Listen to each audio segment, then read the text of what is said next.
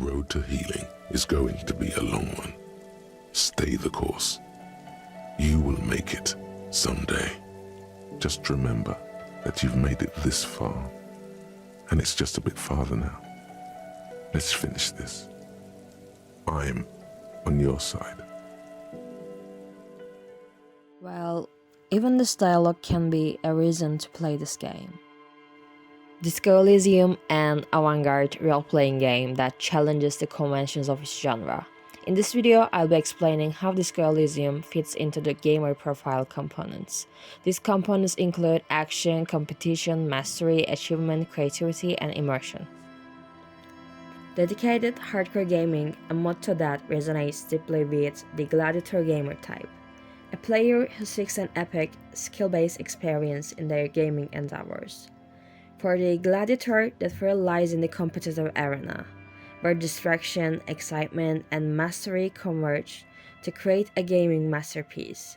Disco Elysium, an isometric role-playing game developed by Zaum, offers a unique and immersive journey through the city of Ravachol, inviting players to explore a rich narrative, make challenging decisions, and master the art of deduction. In this video essay, I will delve into how Disco Elysium caters to diverse motivations of gladiator gamer type, touching upon the action, social, mastery, achievement, creativity, and immersion components.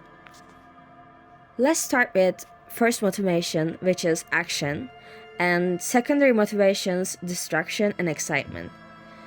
With an action score of 70%, I should crave chaos and distraction, according to this gladiator type. Disco Elysium, while not a conventional action-packed game like Call of Duty and Battlefield, it offers a different kind of chaos. As a detective, I navigate the gritty streets of Ravachol, encountering different characters and different scenarios and backgrounds. The distraction here is not physical, but it's existential. As a player, my decisions and actions shape the detective's identity and the fate of the city. The game's excitement component, with a score of 64%, it aligns with my preference for fast-paced and intense gameplay. Disco Elysium, despite its isometric perspective, provides a constant adrenaline rush through its engaging dialogue system. Conversations become battlegrounds of words and ideologies, with rapid decision-making impacting the unfolding narrative. The thrill of unpredictability and the need for rapid reactions find resonance in the game's dynamic dialogue sequences, and I pretty liked it. For the second primary motivation, we will see social component, which includes competition and community. I have a score of 80% in the competition component, and the gladiator seeks to compete with other players. In Disco Elysium, I wasn't able to compete with the others, but I will not analyze this game as a traditional RPGs. And so, yeah, I wasn't able to compete with others, but I was able to compete with the ideologies, the moral dilemmas, and the struggle for authority in Ravachol. And it was creating an environment where every decision is a move in high-stakes game. And my choices wasn't only affecting and shaping my personality, my protagonist's personality, but it was influencing the game's overreaching story. On the community front, with a score of 32%, I am not a fan of making friends in the games, but the gladiator may find Disco Elysium less appealing as the game is primarily a solitary experience. While the narrative involves various characters, the focus is on detectives and his internal struggles. However, the lack of strong community component doesn't diminish the game's ability to immerse players in the socio-political complexities of Ravachol.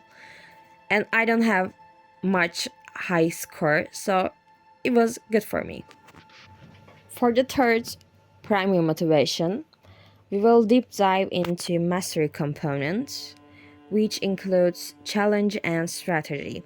The Gladiator's mastery components are characterized by a challenge score of 22% and a strategy score of 65%. The Elysium caters to both these aspects, offers a challenging narrative with multiple branching paths and strategic decision making that affects the outcome of the story.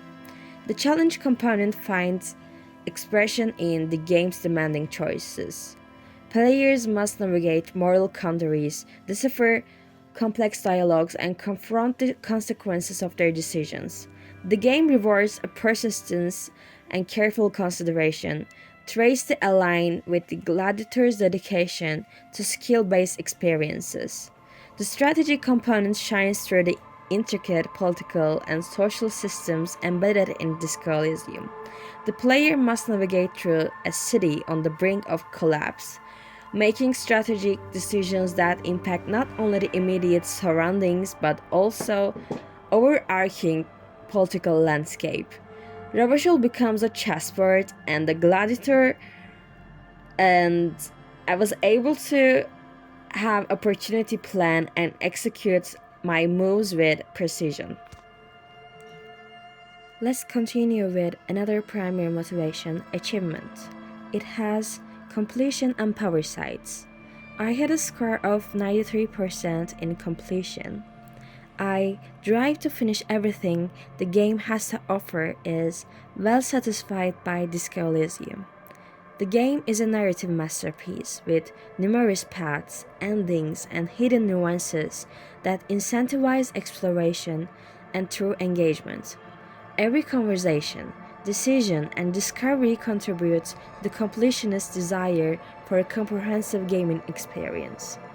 The power component, with a score of 49%, I found a partial fulfillment in Disco Elysium. While the game doesn't emphasize traditional power building mechanics like other role playing games, it offers a different kind of power, the power of influence and agency over the narrative.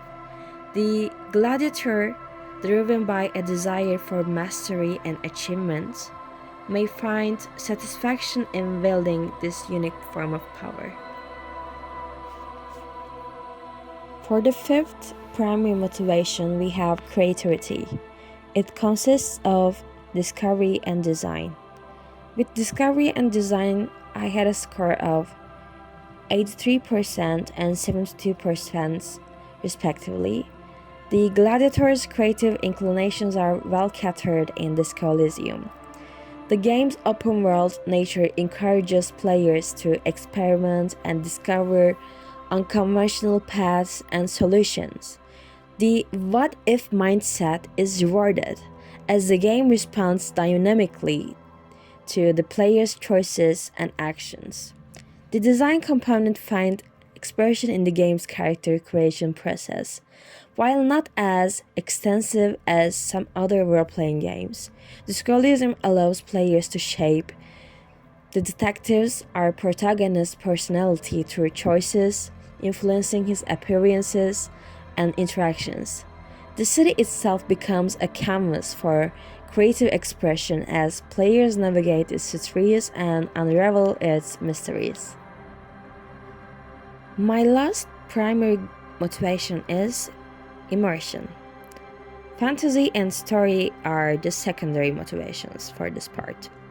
I have a score of 81% in immersion, and I desire for interesting narratives, characters, and settings is met admirably by Disco Elysium. The game's intricate storytelling, rich character development, and atmospheric world building create an immersive experience. Revachol, with its dystopian allure, becomes a believable alternate world where the gladiator can lose themselves, and I personally lost myself. The fantasy component, with a score of 63%, resonates with the Elysium ability to transport players into different persona in a believable alternate world. As Detective Harry Dubois, players experience the fantasy of being a troubled investigator navigating a city on the brink of collapse. The game's noir inspired setting and deep narrative contribute to a sense of escapism that aligns with my fantasy driven motivations, and I liked it. The story component scoring an impressive 89%, and I know it's really high. I really like reading books and watching films, and Disco Elysium wasn't a simple game. It was like a long story, and it was an experience, a long experience. Some people may find its dialogues and the gameplay pretty long, but as a person who loves reading a lot, I liked its parts personally. Disco Elysium's narrative depth, philosophical undertones, and character-driven plot lines make it captivating experience for me as a person who values the journey as much as the destination.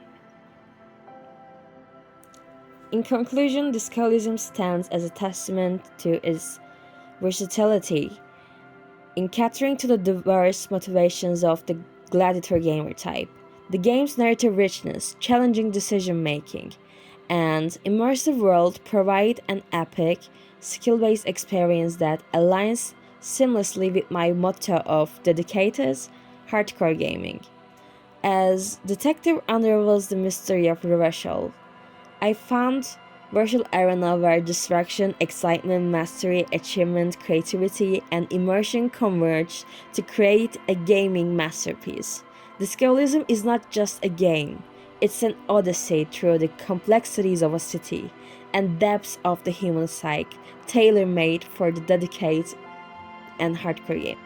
Now, here are my final thoughts about the game. For the narrative and character development, Discoverism's narrative brilliance and character depth surpassed my expectations.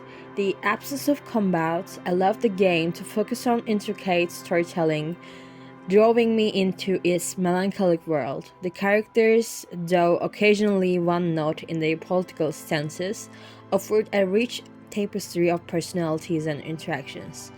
For the gameplay mechanics and critic, while the absence of combat was a refreshing change, the game's skill check system posed challenges. White checks, once failed, became difficult to re-unlock, impacting the narrative flow. The internalization of thoughts, though an interesting concept, felt like a missed opportunity for a more immersive and dynamic system.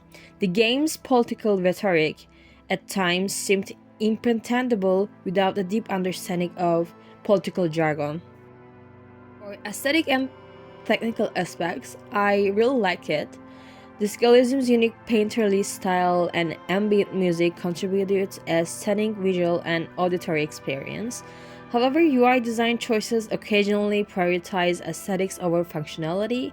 Minor technical issues and occasional unproportioned mixing in the sound department were noticeable, but didn't significantly detract from the overall experience. And my conclusion is like that. Thank you for listening and for your time. I hope you liked it, and this was my review for Disco Elysium.